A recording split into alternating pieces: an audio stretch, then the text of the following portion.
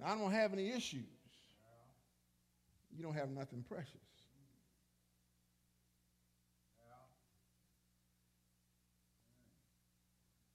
First Chronicles 29:6. Let me read this for you. Because you got to understand what it means when it becomes precious. What it means when they understand how important the Ark of the Covenant is and how important it is to build the temple. First Chronicles 29, starting with verse 6 says, the leaders, I just want to stop right there. The leaders, head of households, people who will take the brunt if something is wrong, those who speak for a group of people, leaders of the families, and the leaders. So we just brought in more leaders, right? Because leaders have what? Leaders. The church isn't a church by itself.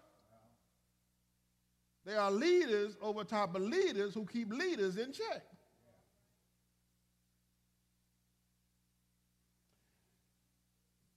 The commanders of units of 1,000 and 100 and the supervisors of the kings contributed willingly. It's another action. It wasn't forced. It wasn't begged. They gave willingly because what they were giving to was precious to them. You following me? They donated for the service of God's temple 5,000 talents and 10,000 derricks of gold, 10,000 talents of silver, 18,000 talents of bronze, and 100,000 talents of iron. All, that word all. You know, all means all, and that's all that all means. That's all. It didn't say some, but all. Who possessed precious stones donated them to the treasury of the Lord's temple, which was under the supervision of Jehiel the Gershonite. The people were delighted with their donations, for they contributed to the Lord with a willing attitude. King David also was happy.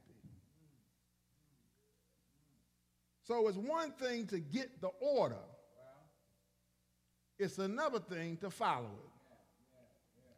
But you're not going to follow it until what you believe you have is precious, and you want that precious thing kept. And you don't want it kept in any old thing. So the temple becomes the place where we worship God. This is where the ark resides. This is where no matter when you come through those doors, you should be able to see and feel God. And if you're quiet long enough, you can hear him too. Because God speaks in every one of our lives. The problem is we don't hear because we got too many voices. Too many voices coming in our ears telling us what we should be doing when we just say, shh. Be quiet. I'm trying to hear God. I done heard all your mess.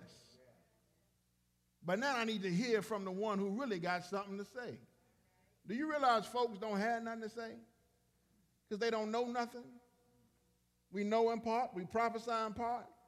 So that means anybody, even when you talk to me, I'm going to try to give you half the story of what I realize and what I know. But God knows 100% of the story. So while he can use me as a portion, you got to be able to take what you hear and still hold it up to God. You can't just say, well, all right, for a grain of salt, there it is. Rev said this, that settles it. I don't settle a thing. I'm giving you what God gave me to give to you, but that don't mean he gave me the whole picture. So when you get something out there, hold it up to God. The reason why we don't is why? We don't have nothing precious. He's not precious to us yet.